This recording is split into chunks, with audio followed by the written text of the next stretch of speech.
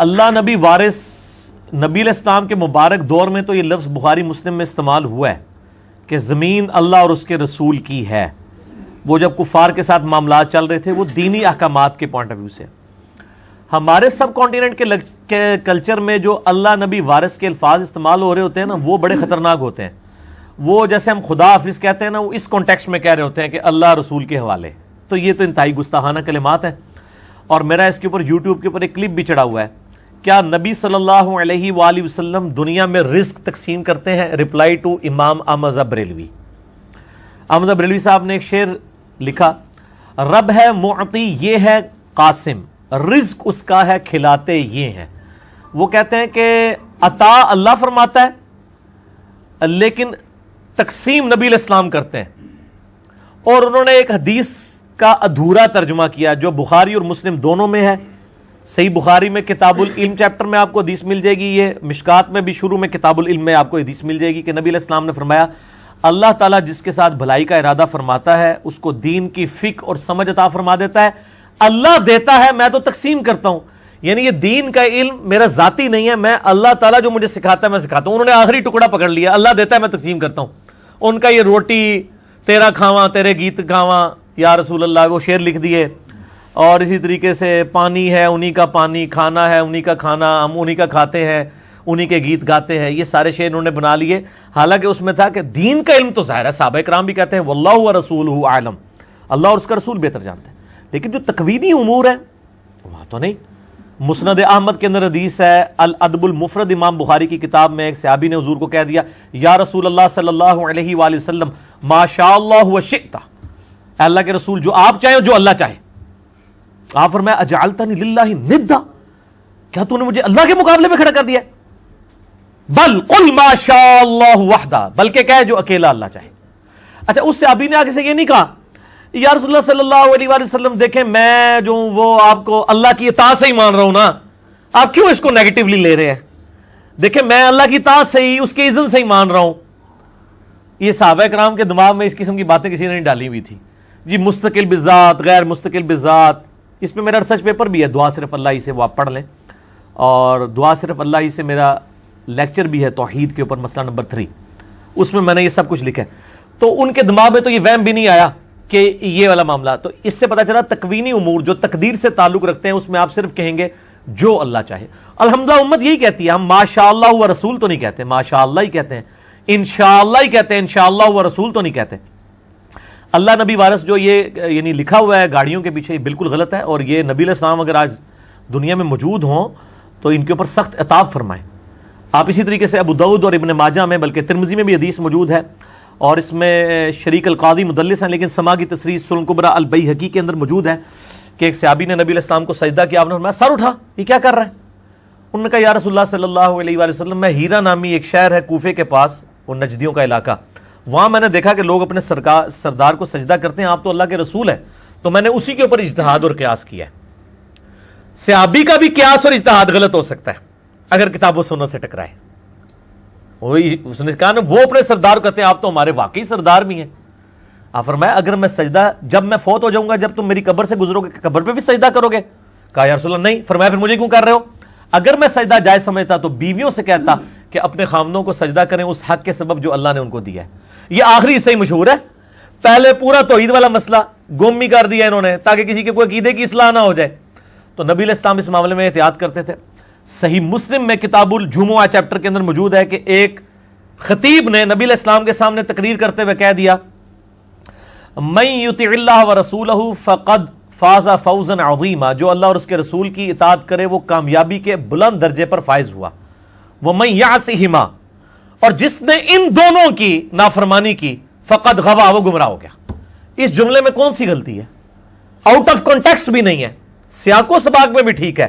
جو اللہ اور اس کے رسول کی اطاعت کرے وہ کامیاب ہو گیا، اور جو ان دونوں کی نافرمانی کرے وہ ناکام ہو گیا. کوئی غلطی ہے اس میں؟ نہ کوئی لٹریچر کی غلطی ہے، نہ کانٹیکسٹ کی غلطی ہے، لیکن نبی علیہ السلام کی اطاعت دیکھیں. آپ فرمایا بئس الخطیب انت، وہ کتنا برا خطیب ہے تو نے یہ الفاظ استعمال، بلکہ کہ من یعص اللہ ورسولہ، تو کہ جو اللہ اور اس کے رسول کی نافرمانی کرے. تو یہ کیوں کہہ رہے جو ان دونوں کی کرے؟ اور یہاں پہ وہ ڈاکٹر طاہر القادری صاحب شعر پڑھ رہے ہوتے ہیں، ہک ہے ہک ہے ہک ہے، ٹھیک ہے، جڑا ہک کی ڈو آکھے وہ کافر و مشرک ہے، جو ایک کو دو کہ یہ کس کو وہ سنا رہے ہیں؟ یہ تو نبی علیہ السلام فرما رہے ہیں کہ ہک ہے ہک ہے ہک ہے نہیں کہنا، بلکہ کہنا ہے وَمَن يَعْصِ اللَّهَ وَرَسُولَهُ۔ اور ابو داؤد میں یہ حدیث آگے بھی چلتی ہے، اس میں آپ علیہ السلام کے الفاظ ہیں، اس میں تو آپ فرمایا بئس الخطیب انت، صحیح مسلم میں، اس میں آپ نے فرمایا قم اذهب، اٹھ اور ادھر سے دفع ہو جا میری مجلس سے، آپ وَإِنَّكَ لَعَلَىٰ خُلُقٍ عَظِيمٍ ہے، لیکن یہاں آپ نے برداشت نہیں کیا توحید کے اوپر حملہ، کیونکہ امام الواحدین بھی تو ہے نا۔ اگر آپ علیہ السلام نے یہ احتیاطیں نہ کی ہوتی تو عیسیٰ علیہ السلام کو جس طرح آج پوجا جا رہا ہے نا، ابو بکر عمر عثمان و علی رضی اللہ عنہم اجمعین بھی نبی علیہ السلام کو پوج رہے ہوتے اگر نبی علیہ السلام نے یہ تعلیمات اتنی سخت نہ دی ہوتی۔ اسی لیے صحیح بخاری میں آتا ہے نبی علیہ السلام کی وفات کے اوپر جو پہلا خطبہ ہے حضرت ابو بکر کا، 3 آیات قرآن کی پڑھ دی ہیں انہوں نے۔ پہلا تو جملہ ہی آگے بولا ہے من کان یعبد محمدا فإن محمد قد مات، بھائی جو بھی تم میں سے محمد کی عبادت کرتا تھا تو جان لے کہ محمد صلی اللہ علیہ وآلہ وسلم کو موت آ چکی ہے، اور جو اللہ کی عبادت کرتا ہے وہ جان لے کہ اللہ زندہ ہے، ہمیشہ قائم رہنا۔ کتنا گستاخانہ جملہ ہے آج کی ڈاکٹرائن میں۔ حضور کی میت رکھی ہوئی ہے، آیات النبی نہیں پڑھا رہے، وہ وفات النبی پڑھا رہے ہیں، عقیدہ دے رہے ہیں، اور یہ انہوں نے اپنا ذاتی جملہ بولا ہے، یہ کہیں قرآن و حدیث میں جملہ نہیں آیا۔ جب یہ جملہ بولا پھر انہوں نے قرآن کی آیت پڑھی وما محمد الا رسول قد خلت من قبلہ الرسل افإن مات او قتل انقلبتم علی اعقابکم۔ دیکھو محمد تو نہیں صلی اللہ علیہ وآلہ وسلم مگر ایک رسول ہی، اگر یہ فوت ہو جائیں یا شہید کر دیے جائیں جنگ میں، یہ میں ترجمہ کر رہا ہوں، اللہ تعالیٰ نے یہ لفظ نہیں استعمال کیا، اللہ نے کہا اگر محمد مر جائیں یا قتل ہو جائیں کیا تم دین سے الٹے قدم پھر جاؤ گے؟ اور جو کوئی دین پہ ثابت قدم رہے گا اللہ تعالیٰ اس کو جزا دے گا، اور جو الٹے قدم پھیرے گا اللہ کا کوئی نقصان نہیں کرے گا۔ اب یہ ہوتے تو یہ تو الفاظ بھی صحیح کراتے کہ آپ نے اللہ کیوں کہا ہے کہ اگر محمد مر جائیں یا شہید قتل کر دیے جائیں، آپ کو کہنا چاہیے تھا وصال فرما جائیں یا شہید ہو جائیں، پردہ فرما جائیں۔ وہ اللہ کے بندوں میں تائیں پٹنا کہ جس خدا کا تعارف ہمارے علماء انڈیا پاکستان بنگلہ دیش کے علماء اور بزرگوں نے ہمیں کروایا ہے وہ خدا کوئی اور ہے، اور جو خدا قرآن و سنت کے اندر ہے وہ اور ہے، اور وہی خدا ہے جس کے سامنے آپ نے مر کے بعد پیش ہونا ہے۔ اچھا اب آپ دیکھیں کہ یہ اس لیول کی احتیاط آپ نے فرمایا اٹھ اور دفع ہو جائے ادھر سے، تو نے یہ الفاظ کیوں استعمال کیے؟ اس نے تو آگے سے نہیں کہا یا رسول اللہ علیہ وسلم میری تو ایسی کوئی نیت نہیں تھی، میں نے تو دیکھیں پورے کانٹیکسٹ میں جملہ بولا ہے۔ یہاں بھی لوگ دلیل دے رہے ہوتے ہیں او جی ہم تو اللہ کا بندہ ہی مانتے ہیں نا جی، ہم کون سا ان کو اللہ کہتے ہیں؟ تو وہ صحابی کا اللہ کہہ رہا تھا جس نے کہا کہ جو ان دونوں کی نافرمانی کرے، اس یہ ہوتے تو یہ آگے ڈیبیٹ کرتے کہ یا رسول اللہ علیہ وسلم کیا ہویا جے، اسی تو کوئی ایسی گل نہیں جی کی تھی، ہم نے تو کوئی ایسی بات نہیں کی ہے، میں تو کانٹیکسٹ میں بات کر رہا ہوں، جو اللہ اس کے رسول کی اطاعت کرے وہ کامیاب ہو گیا، جو ان دونوں کی نافرمانی کرے وہ ناکام ہو جائے، اس میں میں نے کون سا جرم کر دیا ہے؟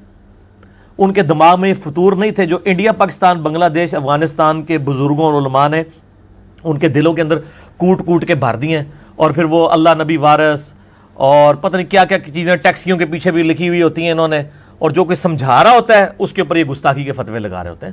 تو شرم کریں، یعنی آپ کو پھر اس کے اوپر شعر سنا دیں گے، عشق دے چلے نمبر لے گئے عقل والے انجے ہی عمرہ گالیاں، کہ عشق کے جو پاگل ہیں وہی جیتیں گے، عقل والے تو رہ جائیں گے۔ قرآن تو بالکل الٹ بات پر کرتا ہے اس کے، قرآن تو کہتا ہے قل هل يستوي الذين لا يعلمون والذين هل يستوي الذين يعلمون والذين لا يعلمون انما يتذكر اولو الالباب۔ اے نبی علیہ السلام فرما دیجئے علم والے اور بغیر علم والے تو برابر نہیں ہو سکتے، نصیحت تو نہیں حاصل کرتے مگر عقل والے۔ تو اسی کہندے ہو عقل والے عمرہ گالیاں، اللہ کہندا عقل والے ہی بندے دے پتر جائے۔ دیکھ لیں کتنی ڈیفرنٹ ڈاکٹرائن ہے۔ پھر آیا کہ انما یخشی اللہ من عبادہ العلماء، اللہ کی معرفت اور خشیت صرف اہل علم کو ہے۔ پھر نبی علیہ السلام کو کہا گیا ربی زدنی علما، اے نبی آپ بھی دعا کیجئے اللہ میرے علم میں اضافہ کر دے۔ آپ کو یہ نہیں کہا گیا کہ اے نبی دعا کیجئے کہ اللہ میرے عشق میں اضافہ کر دے، یہ تو دعا نہیں سکھائی گئی، ٹھیک ہے۔ علم کی بنیاد کے اوپر ہی جو محبت ہوگی وہی کارگر ہے، ورنہ وہ دجالیت ہی ہوگی، وہ آپ کی اپنی ڈاکٹرائن ہوگی۔ جس طرح یہودیوں کے بارے میں سورۃ البقرہ میں آیا، یہودی کہتے ہیں کہ جنت جو ہے نا وہ ہمارے لیے گارنٹیڈ ہے، اگر ہم جنت دوزخ میں گئے بھی گئے تو اللہ تعالیٰ تھوڑے دنوں کے لیے لوگوں کی آنکھوں میں دھول جھوننے کے لیے ہمیں ڈالے گا، پھر اسی جنت جانا ہے، جنت جیسی ہی جانا ہے، جو کچھ بھی ہے اے اللہ تیرے محبوب کی امت سے۔ یہ سیم چیزیں یہودی بھی کہتے تھے۔ سورہ بقرہ شروع میں کیوں رکھی گئی ہے قرآن کے؟ حالانکہ نازل تو جا کے مدینے میں ہوئی ہے، اس سے پہلے 2/3 قرآن نازل ہو چکا تھا، تاکہ بتایا جائے کہ تم سے پہلے بھی ایک لاڈلی امت تھی، 3 کتابیں اس میں آئیں، ہزاروں پیغمبر آئے بنی اسرائیل، تمہارے پاس تو ایک پیغمبر اور ایک کتاب آئی ہے نا، جن کے پاس 3 کتابیں اور ہزاروں پیغمبر آئے تھے نا، جب انہوں نے ہم سے روگردانی کی ہے، ہم نے ان کو ذلیل و خوار کر دیا قیامت تک کے لیے۔ ضربت علیہم الذلہ والمسکنہ، ذلت اور مسکنت ان کے اوپر طاری کر دی ہے۔ اور دیکھ لینا آپ، تو تمہیں کس چیز کا زوم ہے؟ تو 7 یونیورسل ٹروتھ آئے ہیں سورہ بقرہ کے شروع کے رکوعوں میں، بنی اسرائیل کے اوپر پوری 4 شیٹ ہے مقدمے کی، ایک ایک جرم ان کا بتایا گیا، اینڈ پہ ایک یونیورسل ٹروتھ آیا ہے۔ اور میری آپ قرآن لیکچر دیکھ لیں، میں نے وہ 7 کے 7 یونیورسل ٹروتھ جو ہے نا بیان کیے ہیں کہ یہ اللہ کے جنرل رولز ہیں، جسے فٹ اسے گفٹ۔ پھر اللہ نے نہیں دیکھنا یہ امت موسیٰ ہے یا امت عیسیٰ ہے یا امت محمد ہے صلی اللہ علیہ وآلہ وسلم وعلیہم السلام اجمعین۔ پھر اللہ تعالیٰ جو ہے نا وہ اس کی عدل کی تلوار ننگی ہے، وہ کسی کا کوئی لحاظ نہیں کرتا۔ ٹھیک ہو گیا جی؟ ان ساری احادیث کی ڈیفینیشن تو یہ ہوا کہ یہ زمرہ جو ہے وہ شرک میں آتا ہے۔ ظاہر ہے جی شرک میں لے جائے گا، کیوں نہیں؟ یہ تو کوئی بات ہی نہیں، جو آپ صلی اللہ علیہ وسلم خود فرما رہے ہیں اجعلتنی للہ ندا، کیا تو نے مجھے اللہ کے مقابلے پہ کھڑا کر دیا؟ بلکہ کہے جو اکیلا اللہ چاہے، تو شرک کے اندر رہ جاتا ہے۔ لیکن اب مسئلہ یہ ہے نا کہ شرک تو آپ کے انڈیا پاکستان کے علماء نے تو ختم کر دیا ہوا ہے، ہاں کتابوں میں ختم کیا ہوا ہے، تقریروں میں ختم کیا ہوا ہے، ویسے سب سے زیادہ ادھر ہی ہے۔ تو اس میں میرا مسئلہ نمبر 8 ہے، کیا کلمہ گو مسلمان بھی شرک کر سکتا ہے؟ اور مسئلہ نمبر 3 دعا صرف اللہ ہی سے، اور مسئلہ نمبر 43 وسیلہ اور توسل کے صحیح احکام و مسائل، جسے شوق ہو تو وہ دیکھیں انشاءاللہ اس کو کلیئر ہو جائے گا۔ ہاں جی، اور کسی کا سوال؟